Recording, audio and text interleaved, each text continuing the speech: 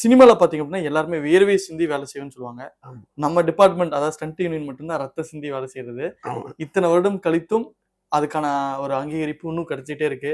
உங்களை பத்தி பேசுறத எப்படி ஃபீல் பண்றீங்க? அது உழைப்புக்கு கிடைத்த வெற்றி. அதாவது சினிமால ரொம்ப உழைக்கணும், நல்லா உழைக்கணும், பர்ஃபெக்ட்டா உழைக்கணும், ஓப்பிடிக்காம உழைக்கணும். காசு எதிர்பார்க்காம உழைத்தால் கண்டிப்பாக நமக்கு பலன் உண்டுன்றதுக்கு எடுத்துக்காட்டு தான் இந்த படையப்பா திரைப்படத்துடைய ரீலிஸுக்கு இவ்வளவு பெரிய ஒரு பரபரப்பை ஏற்படுத்திருக்கு. எத்தனையோ படங்கள் ரிலீஸ் ஆயிருக்கு. இருந்தாலும் என்னுடைய ஒரு மைல்கல் என்றது ஒரு படையப்பா.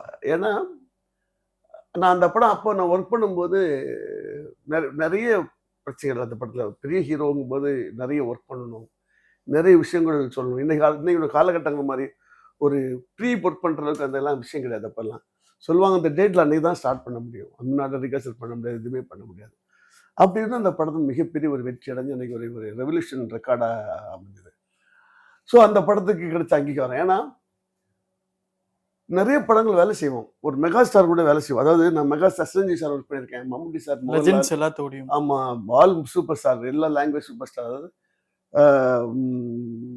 சிரஞ்சீவி சார், மோகன் பாபு சார், நாகார்ஜுன சார் எல்லாரும் ஒர்க் பண்ணுறாங்க. அது மாதிரி தமிழில் ஒர்க் பண்ணுறது ஆர்டிஸ்டே கிடையாது. எப்படின்னா பிரபு சார், சத்யராஜ் சார், அப்புறம் அர்ஜுன் சார், விஜய் சார், அவன் விஜய், விஜய், ஆமாம், இவர்கிட்ட ஒர்க் பண்ணியிருக்கேன்.